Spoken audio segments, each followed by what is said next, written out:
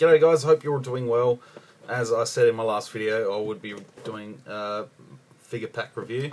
I got this one last week. It is the Battle of Endor, and recently just found out through Arc Trooper Mark, he's just reviewed both the packs. And we've only got one of them down here in Australia, which is the second pack. Have yet to find the first one, so hopefully that one does come here. If not, bugger. But anyway, like I said, I will be reviewing all these figures. So I thought I'd get straight into it, and so I'm not going on forever, like I'm already beginning to. Yeah, so the first figure is this TIE Fighter pilot, Major Meander, or Meander, I'm not sure. This is a really cool figure.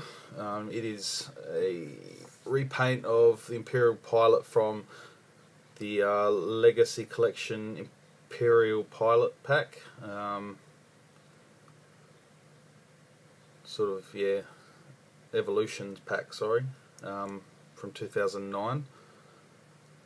I don't have that figure, so I'm not sure what has actually been repainted on it. This is actually my first TIE Fighter pilot, apart from having the Biggs Darklighter with the open face helmet, but I don't really count that, so this is my first actual TIE Fighter pilot. There's only one little minuscule gripe I have with this guy, so that's not a big thing. Comes with the standard sort of Stormtrooper blaster, as you can see. Nothing too special, which does fit into his holster nicely. Come on. It's trying to prove me wrong, but it does. Articulation wise, he's got a ball jointed head, shoulders, elbows, swivel wrists, a swivel waist, swivel hips, ball hinge knees, and no ankles, which is the minor gripe I was telling you about before. But apart from that, which really, it's not a big deal. It would be cool, but really, this pilot, he's just going to sit in the TIE Fighter. So the helmet is removable. It's a really nice sculpt, and it is attached to the chest plate there, or the life support breathing apparatus system sort of thing there. So that is there with a peg hole. And you're left with this chest with a hole in it, but it's a pretty cool sculpt. It's a obviously it's a little bit of a clone head, but that's not a bad thing. It's pretty cool. It ties the original trilogy and the prequels together in a way, which I know a lot of people don't like it, but when it's a pilot like this, it's not a bad thing. You still like to believe that there are a couple of older clones still in existence throughout the time of the Empire. You can see the Imperial emblem on each side of his helmet and on each of his shoulder pads there, which is pretty nice. But apart from that, the rest of him is pretty much just straight black, apart from the belt and the apparatus there. Some nice detail colour on there, so that's pretty nice. So that's Major Meander. He's the bad guy of the pack, I guess.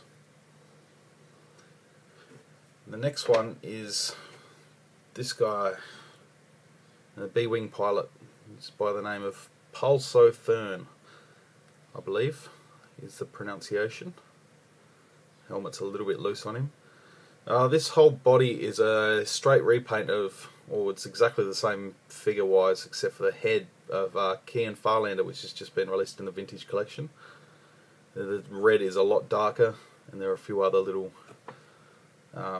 difference in the paint throughout the figure, such as these belt straps, which are sort of a darky silver colour, and the helmet's new and the head sculpt's new.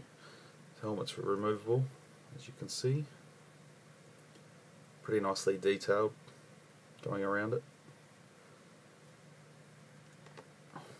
Just try and give you a bit of a close-up of the head sculpt. This is a pretty cool figure. It does come with a blaster. She doesn't have a holster for, so he's stuck holding it.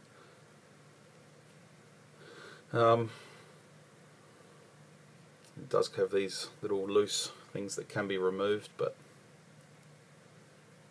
and that's missing a hole, so I don't know. I'm not sure where that goes, I can't work it out. Not that I've really bothered too much. As I said, he is a straight repaint really of Kean Farlander from the Vintage Collection, and also part of the 2008 Rebel Pilots pack, which is where I got my Kean Farlander from, and there's not a lot of difference between that and the Vintage Collection one we're getting now. This is Pulso Fern, also known as Blue 7. He's a B-Wing pilot. Let's pop his helmet back on for you. Maybe if I put it on the right way, that might help.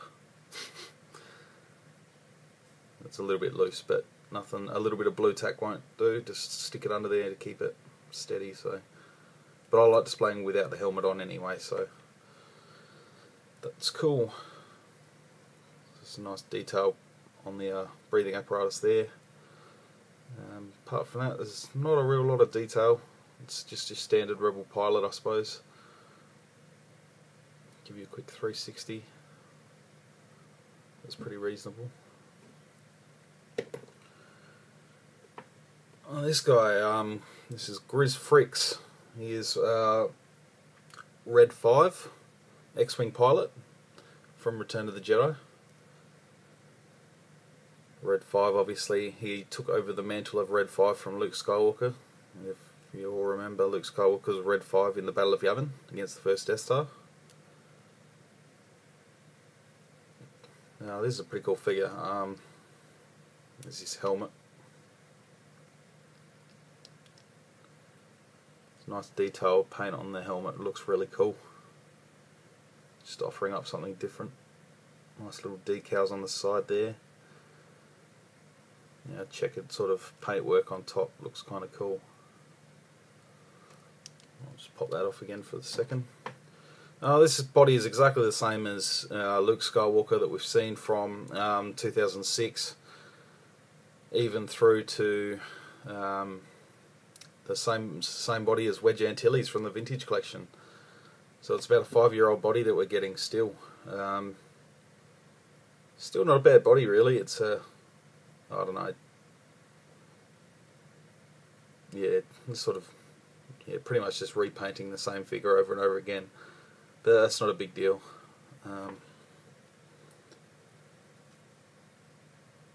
He has a ball jointed head, shoulders, elbows, swivel wrists, ball jointed torso, swivel hips, ball hinged knees, and ball hinged ankles. So he's pretty well articulated. And just before I forget, like I did the first time, articulation on this guy is a ball jointed head, shoulders, elbows, swivel wrists, ball jointed torso, swivel hips, ball hinged knees, and ankles.